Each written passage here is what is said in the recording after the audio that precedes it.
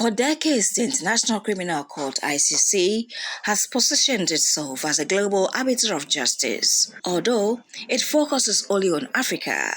It is increasingly seen less as a neutral institution and more as a tool wielded against leaders pursuing national interests that conflict with the Western agenda.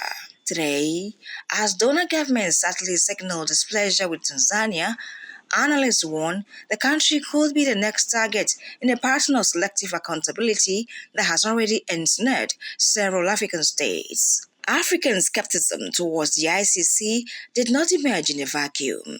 By 2017, frustration within the continent has reached a breaking point, prompting the African Union Assembly of Heads of States in Addis Ababa to adopt what became known as the ICC withdrawal strategy, arguing that the court displayed disproportionate focus on African situations while ignoring powerful states and close Western allies. That year's AU report stated that the ICC has strayed from its founding values and now operates in a manner that undermines African sovereignty. The criticism has not softened with time. When Israeli military operations in Gaza intensified, causing widespread civilian casualties and sparking international condemnation, African leaders questioned why the same agency applied to charging African president was absent. As one West African diplomat told a regional forum in 2024, when Palestinians die, there is silence. When Africa asserts sovereignty, the court wakes up. The selective application of justice remains the central critic. The United States, China, Russia, and Israel are not ICC members, yet exert immense influence in the global politics. Meanwhile, African presidents, ministers, and military officers account for the overwhelming majority of individuals indicted by the court. Kenyan political scientist Dr. Patrick Lumumba once captured the sentiment sharply. The ICC is becoming the tool which global powers discipline disobedient African leaders, he says. Against this backdrop, Tanzania is entering an increasingly tense moment. The country's assertive control over natural resources, tighter scrutiny of foreign-funded NGOs, and insistence on shaping its own development trajectory have generated unease among some Western governments. Over the past year, these tensions have shown up subtly. Sudden freezes of development assistance, sharp shifts in donor rhetoric, and strong statements channeled through diplomatic missions and advocacy networks. Some Tanzanian analysts argue that these moves mimic familiar patterns in other African states. Pressure begins not with formal charges, but with financial punishment, narratives of governance concern, and amplified activism fueled by external funding. A senior regional security researcher speaking anonymously put it bluntly: first they freeze the funds, then they orchestrate noise, then they call for investigations. The target is never the issue. It is influence.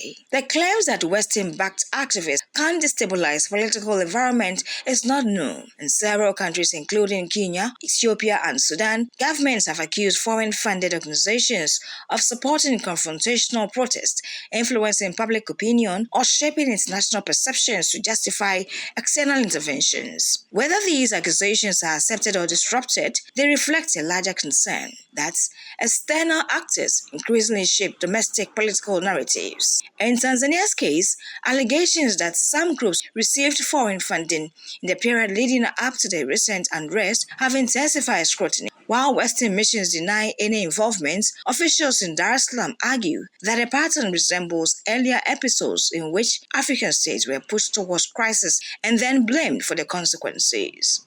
The fear expressed privately by security analysts and quietly by some government officials is that Tanzania could be placed on a trajectory that ends with international legal action. Already, some European voices have begun referencing potential right violations and need for accountability. The sequence, critics warn, is predictable. Former African Union Commissioner Nkosazana Dlamini Zuma, who helped spearhead the 2017 AU position, warned that no African leader is safe when justice becomes selective and political. Her caution is resurfacing today as continental observers fear that Tanzania could soon face politically motivated pressure disguised as legal oversight.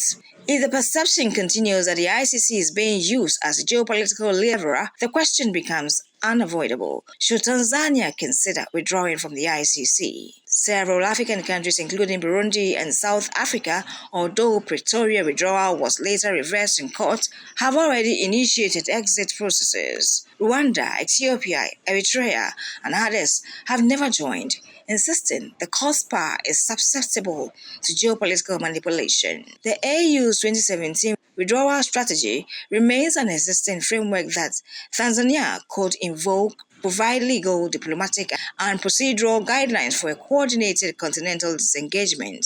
Proponents of withdrawal argue that sovereignty must be safeguarded. They point to the AU's panel of eminent African jurists, which observe that international justice cannot be credible when it mirrors global power asymmetries. Supporters believe that as long as ICC avoids action against powerful states, the court cannot claim neutrality. Opponents caution that withdrawal may expose civilians to abuse or weaken accountability systems. Yet, even these critics acknowledge that the court must reform if it hopes to regain African trust. For many African scholars, the issue is not justice itself, but who wields it, when, and for whom. The ICC legitimacy crisis deepens each time Western governments ignore investigations involving their allies while pushing aggressively for probes in states that challenge their interests. As one East African columnist put it, if Palestine cannot find justice at The Hague, why should Africans believe they will? Tanzania now stands at a crossroads. It can remain the ICC and risk becoming entangled in politicized legal battles,